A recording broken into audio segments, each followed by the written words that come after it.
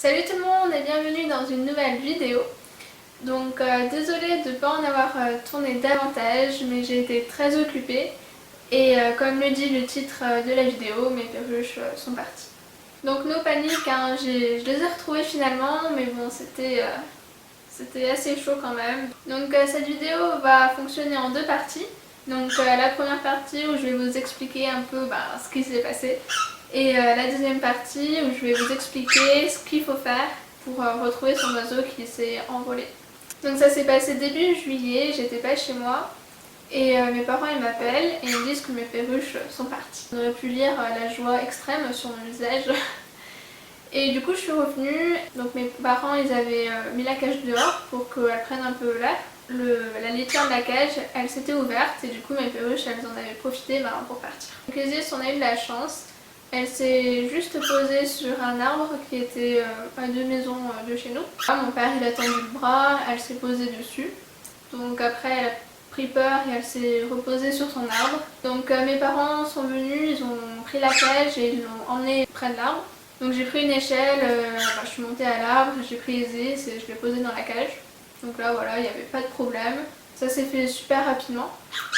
Le problème c'était vraiment pas Isis, en fait c'était Eden. Donc on a eu plus de mal à la récupérer. Donc déjà on savait absolument pas où elle était. Donc premier réflexe, c'est une fois qu'on avait récupéré Isis, on l'a mise dehors dans sa cage bien sûr. Et du coup elle appelait Eden. Donc on a vraiment fait tout le lotissement, toute la ville, on criait Eden, Eden, Eden, pitié reviens. Enfin voilà, on a fait vraiment de partout. On a également posté des affiches. Et donc voilà, les jours sont passés. Premier, deuxième jour, troisième jour, quatrième jour, etc.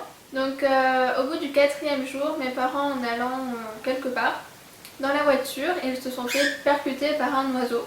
On est sûr à 100% qu'en fait c'était Eden. Bon, Eden elle a l'habitude d'aller sur nos têtes et en hauteur elle a dû voir les cheveux de mon père ou de ma mère et elle a dû vouloir aller dessus et elle s'est pris la vitre. Donc voilà.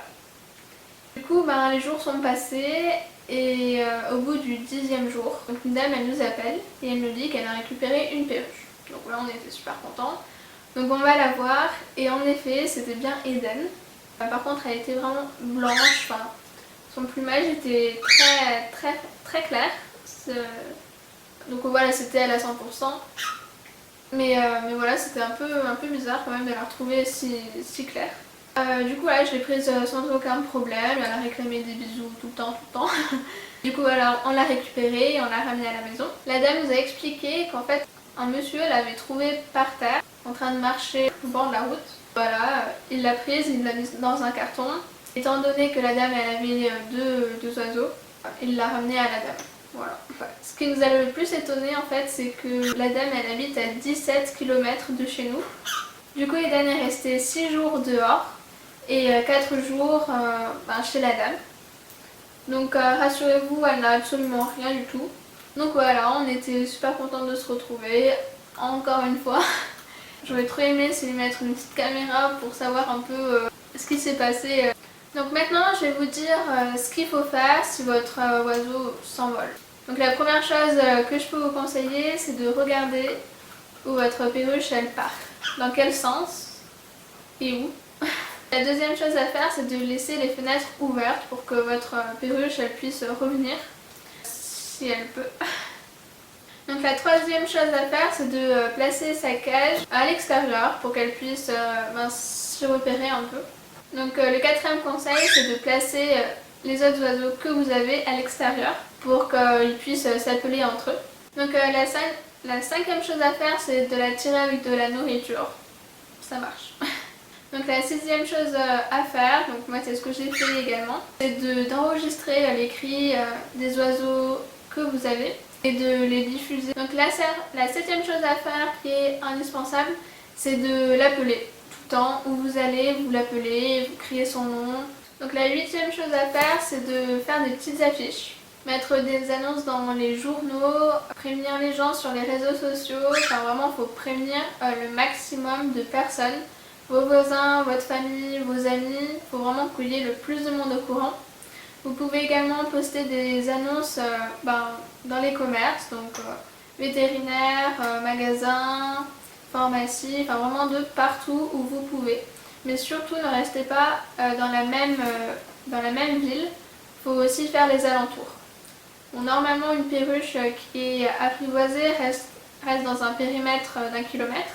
Enfin voilà, ma perruche étant donné qu'elle était à 17 km de chez moi, il vaut mieux quand même faire un peu de partout. Il existe également des forums dédiés aux oiseaux où vous pouvez prévenir la disparition de votre perruche. Comme ça vous aurez du réconfort et les autres pourront éventuellement vous aider. Donc les meilleures heures pour appeler votre perruche, c'est le matin dès l'aube ou alors de 4h à 6h. Et surtout ne le faites pas le soir car elle sera en train d'essayer de se protéger des prédateurs qui pourraient l'attaquer pendant la nuit. Le deuxième conseil, c'est vraiment de garder l'œil un peu de partout et surtout sur les oiseaux dans le ciel.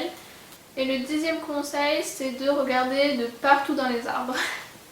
À chaque arbre, j'étais là, je regardais si elle n'était pas là. C'est vraiment très important de bien faire chaque arbre, de crier de partout, enfin, c'est pour la bonne cause. Donc après on parle beaucoup de la perruche qui s'est envolée, mais on parle pas assez de celles qui sont restées, ou du moins qu'on a récupéré avant. Donc Isis, voilà, elle n'a pas très bien vécu non plus ce qui s'est passé.